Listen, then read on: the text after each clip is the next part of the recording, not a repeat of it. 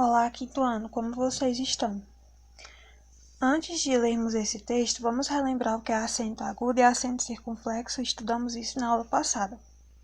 O acento agudo ele pode ser usado sobre as vogais A, E, I, O, U, indicando a sílaba tônica das palavras que ele é usado. Ele tem o som aberto, ou seja, o timbre aberto. Já o acento circunflexo, ele pode ser usado nas vogais A, E, O. Lembrando, acento circunflexo é aquele acento que parece o chapeuzinho. Ele indica a sílaba tônica. Ele indica também o som fechado, ou seja, o timbre fechado. Na atividade, a questão 1 pede para mim reescrever as palavras das frases, colocando o acento agudo ou acento circunflexo. Como é que eu vou fazer isso? Eu vou ler as frases, observar quais são as palavras que possuem o som aberto e quais são as palavras que possuem o som fechado. As palavras que possuem o som aberto, eu vou colocar o acento agudo. Já as palavras que possuem o som fechado, coloco o acento circunflexo. Exemplo, na palavra salário. Salário, eu tenho o som aberto. O acento fica em qual sílaba? No lá. Salário, lá, é o acento agudo. Na palavra Mônica. Mônica, eu tenho o som fechado. Então, é acento circunflexo. Qual é a sílaba que fica o acento circunflexo? Mo. Mônica. Mo. M-O. O acento circunflexo no O. A questão 2 pede para vocês colocarem o acento somente nas palavras proparoxítonas. O que são palavras proparoxítonas? São palavras que a sílaba mais forte é a antepenúltima. Exemplo de uma palavra proparoxítona: matemática. A sílaba mais forte é o ma, é a antepenúltima. As questões 3 e 4 vocês irão responder de acordo com o vídeo que a tia colocou no Google Sala de Aula. A professora vem explicando bem direitinho como e quando usar a crase. Qualquer dúvida pode me perguntar, estarei sempre à disposição. Prestem muita atenção para o que a tia irá dizer agora, tá bom? Esse texto que iremos estudar tem como principal assunto o consumismo por parte das crianças. A finalidade desse texto é alertar os leitores e principalmente os pais sobre as consequências do consumo infantil. Os depoimentos são indicados pelo uso da aspas. Esse texto faz parte do gênero textual jornalístico. Mas o que é o gênero textual jornalístico? São os textos que comunicam e informam algo.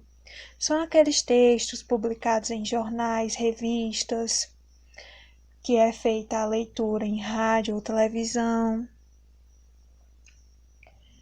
Vocês já pararam para pensar qual seria a sua reação se alguém dissessem que vocês são consumistas? Vocês sabem qual é a diferença entre consumir e ser consumista? Vamos descobrir agora. Consumismo infantil. Esse problema é de todos. No dia a dia, é muito comum a utilização dos termos consumo e consumismo como sinônimos. É preciso, no entanto, que isso seja desmitificado. Enquanto no primeiro as pessoas adquirem apenas o necessário, no segundo há compras em excesso de produtos e serviços supérfluos, sendo uma das características culturais mais destacadas na atual sociedade. Importante ressaltar também que nas chamadas datas comemorativas, tal como Páscoa, quando vista sobre o viés não religioso, o apelo ao consumidor se torna mais visível, alcançando pessoas de todos os gêneros, crença, poder aquisitivo e faixa etária. Por vivenciarem uma fase singular de desenvolvimento, sendo, portanto, mais indefesas que os adultos, as crianças sofrem cada vez mais cedo com os graves resultados desse consumismo.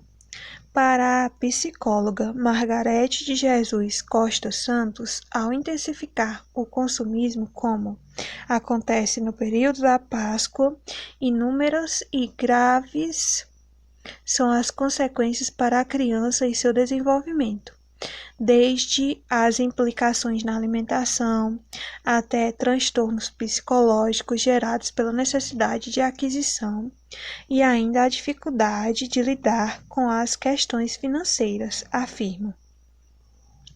Além disso, Margarete ressalta que no decorrer do desenvolvimento da criança, o seu comportamento consumista tem que ir sendo modificado. O autocontrole tem que ser exercitado, adiando a realização de alguns de seus desejos e vontades.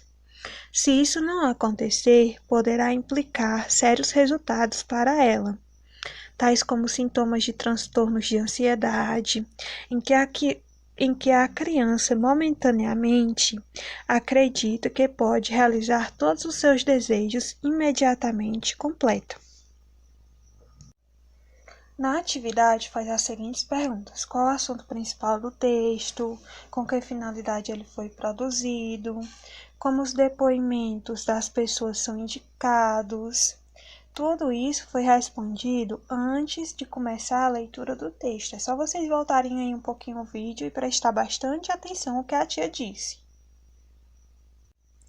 Também pergunta por que no texto é utilizado depoimentos de especialistas. Por que vocês acham que é utilizado esse tipo de depoimentos? Aí você vai localizar e copiar a diferença entre os termos consumo e consumismo. Vem dizendo lá no textinho, bem direitinho. Para a psicóloga Margarete de Jesus Costa Santos, quais consequências o consumismo traz para as crianças e seu desenvolvimento? Vem dizendo também lá no textinho, vem falando até sobre a alimentação.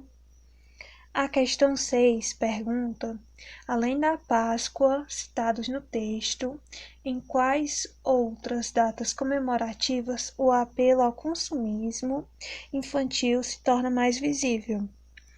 Isso aí vocês vão responder. Não tem no texto, mas tem outras 2 datas comemorativas que as crianças gostam bastante de receber presentes. Quais são elas?